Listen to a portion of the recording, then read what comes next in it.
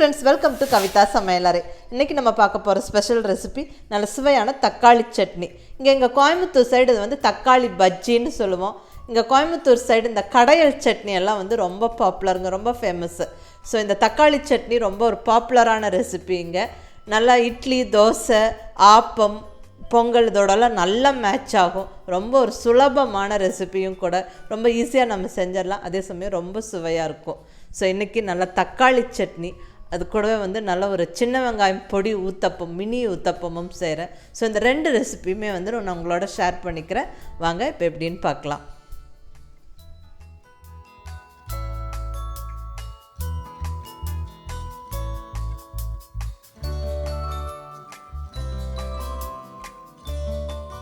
இப்போ ஃபஸ்ட்டாக தக்காளி பஜ்ஜி எப்படி செய்கிறதுன்னு பார்த்துடலாங்க. தேவையான பொருட்களெல்லாம் எடுத்து வச்சுருக்கிறேன். வெங்காயம் தக்காளியெல்லாம் கட் பண்ணி வச்சுருக்கிறேன்.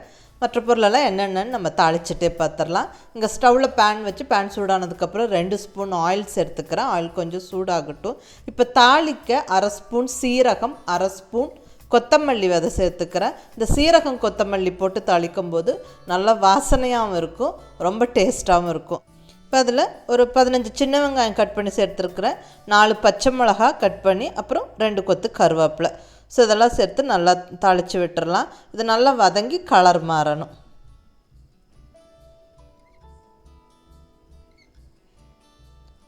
இப்போ இதில் ஒரு மீடியம் சைஸ் உருளைக்கிழங்கு சேர்த்துறேன். இது ஆப்ஷனல். இப்போ நம்ம நாட்டு தக்காளி சேர்க்கிறதா இருந்தால் ரொம்ப புளிப்பாக இருக்கும். ஸோ உருளைக்கிழங்கு சேர்க்கும்போது அது பேலன்ஸ்டாக இருக்கும். நல்ல சட்னி ரொம்ப பஜ்ஜி டேஸ்ட்டாக இருக்குங்க. ஸோ அது நீங்கள் வேணும்னா சேர்த்துக்கலாம், இல்லைன்னா விட்டுட்டு வெறும் தக்காளி மட்டும் சேர்த்துக்கலாம். இங்கே 5 மீடியம் சைஸ் தக்காளியை சேர்த்துருக்குறேன். இதில் தேவையான அளவு தண்ணி விட்டு, தேவையான அளவு உப்பு சேர்த்து நல்லா கலந்து விட்டுறலாம்.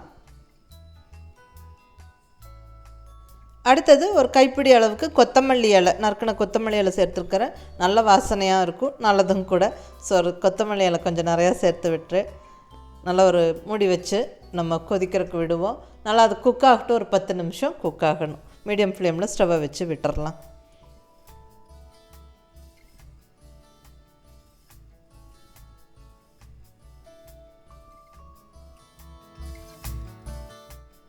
இப்போ நல்லா 10 நிமிஷம் நல்லா குக் ஆகிடுச்சுங்க.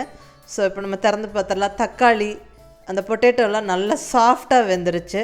ஸோ கிளறி விட்டு நம்ம ஸ்டவ்வை ஆஃப் பண்ணி விட்டுறலாம். ஸோ அது கொஞ்சம் ஆறுனதுக்கப்புறம் கடைஞ்சிடலாம். ஸோ இருக்கட்டும். நம்ம இப்படி பிளண்டர் வச்சும் நம்ம மேஷ் பண்ணிக்கலாம், கடைஞ்சி விட்டுறலாம். இல்லைன்னா பருப்பு மத்து வச்சு கடைஞ்சிடலாம். பருப்பு மத்துனா நம்ம தண்ணியை வடித்து வச்சுட்டு அதுக்கப்புறம் கடைஞ்சிட்டு தண்ணியை உள்ளே ஆட் பண்ணிக்கணும். பிளண்டர்னால் அப்படியே கடைஞ்சி விட்டுறலாம். நான் இப்போ பிளண்டர் வச்சு தான் மேஷ் பண்ணி விடுறேன். ஸோ இப்படி நல்லா கடைஞ்சி விட்டுறலாம்.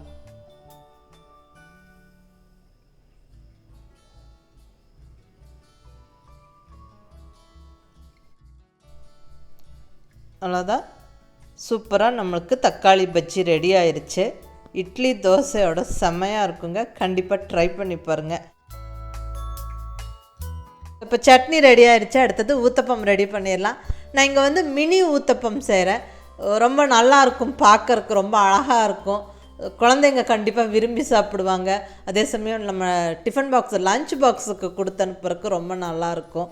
ஸோ நல்ல வெஜிடபிள்ஸு போட்டோ, இல்லை வெங்காயம் தூவி, பொடி தூவி நல்ல ஒரு விதவிதமாக நம்ம ஊத்தப்பம் செய்யலாம். ஸோ இந்த மினி ஊத்தப்பம் பார்க்குறக்கும் சாப்பிட்றக்கும் ரொம்ப நல்லாயிருக்கும். இந்த மினி ஊத்தப்பம் பேனோட லிங்க் கீழே டிஸ்கிரிப்ஷனில் இருக்குது. ஸோ வாங்க நினைக்கிறவங்க அதை நீங்கள் பார்க்கலாம், யூஸ் பண்ணலாம். அடுத்தது இன்றைக்கி நம்ம செய்கிறது சின்ன வெங்காயம் பொடி ஊத்தப்பம்.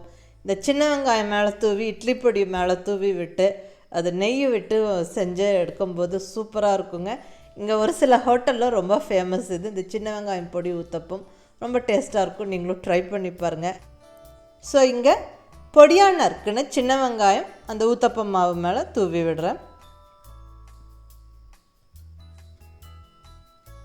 அடுத்தது இட்லி பொடி. நான் 3 விதமான இட்லி பொடி ரெசிபிஸ் ஏற்கனவே அப்லோட் பண்ணியிருக்கிறேன். கீழே டிஸ்கிரிப்ஷனில் லிங்க் இருக்குது.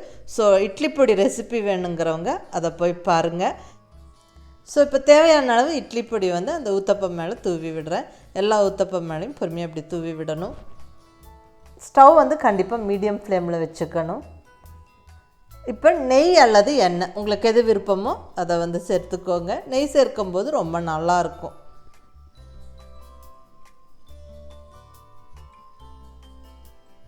ஸோ எல்லா ஊத்தப்பம் மேலேயும் கொஞ்சம் கொஞ்சம் ஆயில் சேர்த்து விட்டாச்சு. இப்போ பொறுமையாக திருப்பி போட்டுறணும்.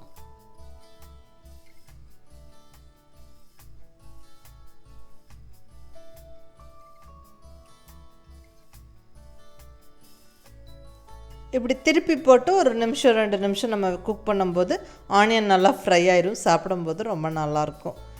ஸோ எல்லாம் திருப்பி போட்டு ஒரு நிமிஷம் விடுவோம். அவ்வளோதான், நம்மளுக்கு ஊத்தப்பம் சூப்பராக ரெடி ஆயிடுச்சு.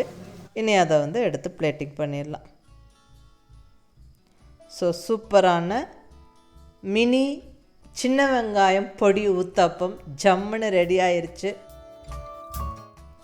ஸோ சுட சுட ரெடியாக இருக்கிற இந்த மினி ஊத்தப்பத்தோட ஏற்கனவே நம்ம ரெடி பண்ணி வச்ச தக்காளி பஜ்ஜி ரொம்ப நல்லா பொருத்தமாக இருக்குங்க. ஸோ கண்டிப்பாக ட்ரை பண்ணி பாருங்கள்.